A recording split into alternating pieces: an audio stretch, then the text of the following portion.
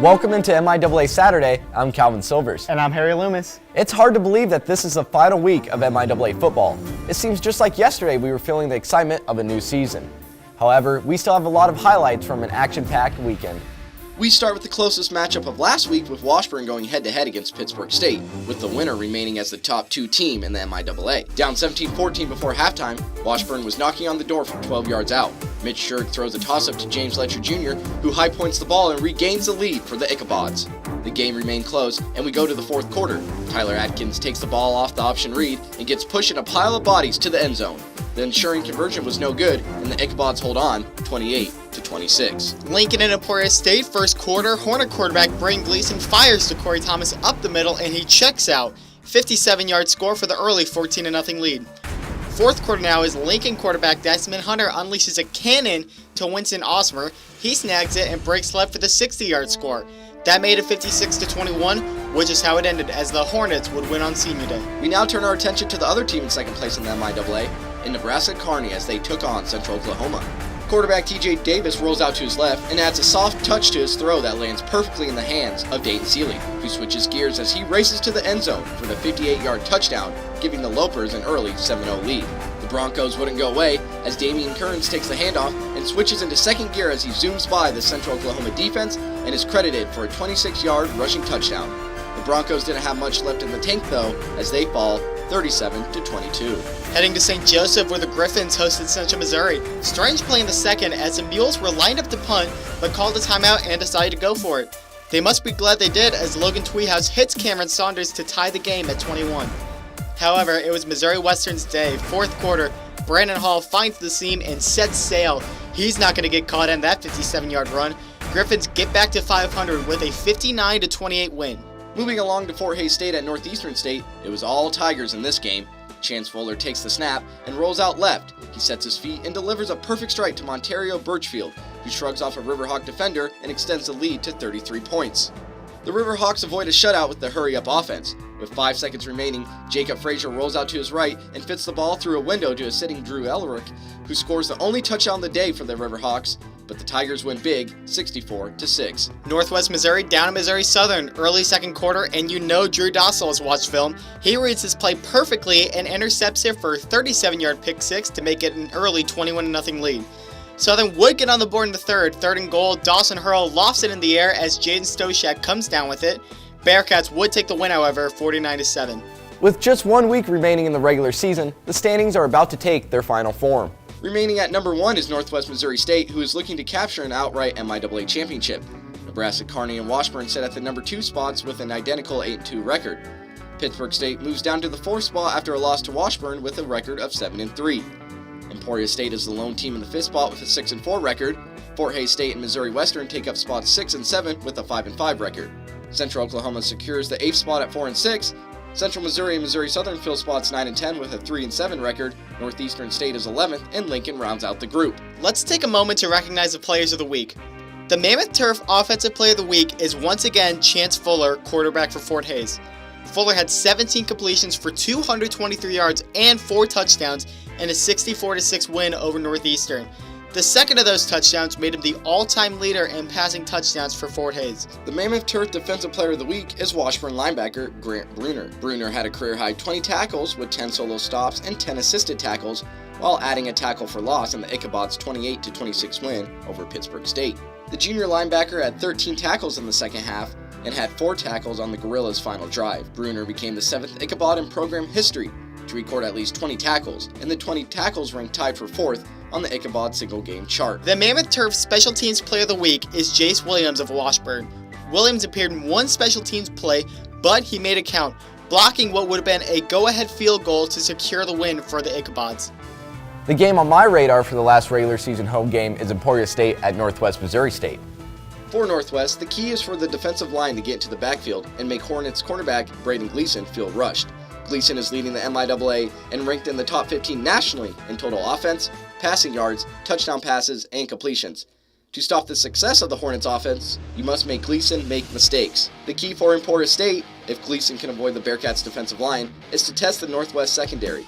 If there is any weakness in the Northwest defense, it's the secondary. The game that piques my interest is Pittsburgh State at Fort Hays. These are two of the most high-powered offenses in the MIAA and should make for a great quarterback duel. For Fort Hays, the plan is simple. Ride your hot hand. Chance Foley has been on a tear this year. He's going to get that offense going. And don't think he can just shut down one guy either. Yeah, Minnie Ramsey has almost 700 yards, but Fuller has gotten 100 yards out of 7 guys. This offense is incredibly deep. Pitt State is coming off their 3rd loss of the season, which should scare Fort Hays. In the 2 games coming off losses this year, the Gorillas have scored a combined 107 points. Washburn bested them with a field goal block last week, and I can't imagine Max Sexton and company were too happy about that. They're going to come out firing here in this one. Earlier in the week, Chris Roush talked with Commissioner Mike Racy about the Division II football playoff system. You can catch Chris's weekly interview with Commissioner Racy every Monday on Twitter and Facebook at the MIAA. By this point next week or so, we'll start looking at the postseason a little bit more of what that's going to shape out to be. And I asked Northwest coach Rich Wright about this last week about the regional rankings and how they're set up, and we've talked about it. You know, the early ones, one MIAA team in right now, and it's Northwest. They kind of control their own destiny. But as we enter this last week, just how big is this for the conference to kind of get those teams in? I mean, Northwest, they win out. I mean, they're going to be in automatically there, but getting another team in there, and what's kind of the biggest thing the MIAA has to look at right here?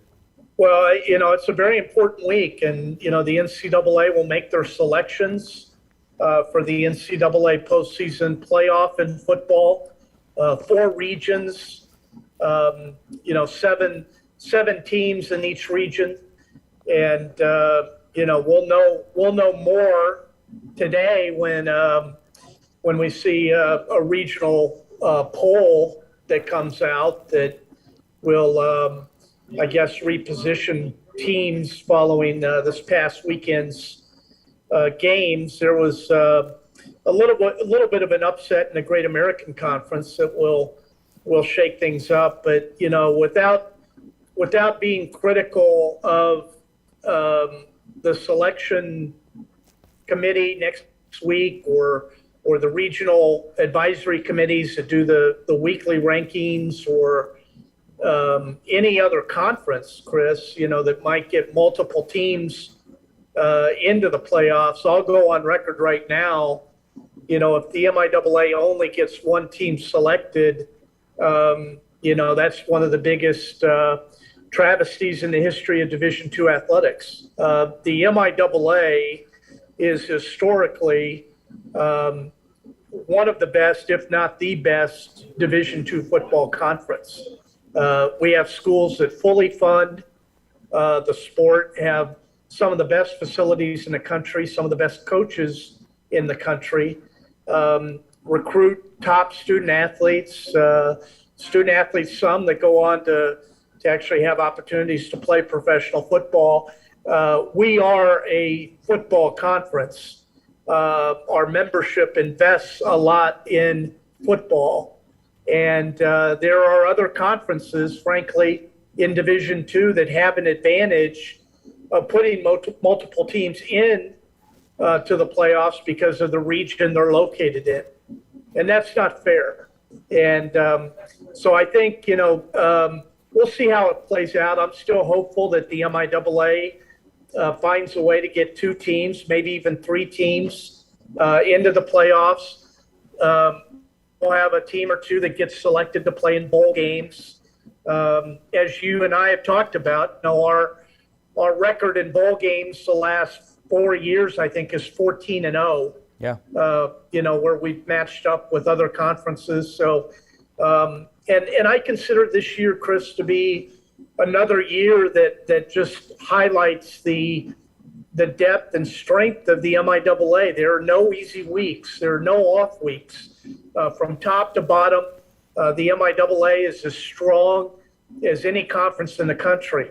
We've seen teams that can't compete in the MIAA that leave our conference and go win a conference just down the road and make the playoffs. And that's not fair. And that's not what intercollegiate sports should be about. You know, you should want to play the best week in and week out. That's what our MIAA schools do. And, I think, frankly, I think MIAA football's never been stronger when you look at the strength of and caliber of the offensive players, the skill players in our league, the defenses that are on the field, and schools like a great example, Missouri Southern, that has vastly improved their program and been competitive all season. Northeastern State's better, Lincoln's better. So everyone's improving. It's a tough conference, but we'll know next Sunday where things stack up, and a lot of this is out of our control. We send our teams out to play and to compete, and at the end of the day, we cross our fingers that the system's going to work, that the process is going to play out where the best teams have a chance to compete for a national title. And but we certainly deserve multiple teams from the MIAA in every Division II football playoff just because of the strength of our conference. A reminder that the MIAA Women's Soccer Championship is this Sunday in Warrensburg, Missouri at 1 p.m. You can catch all the MIAA action live on the MIAA Network. And be sure to follow us across our social media platforms and catch all the MIAA action on the MIAA Network. I'm Harry Loomis. And I'm Calvin Silvers. We'll see you next week.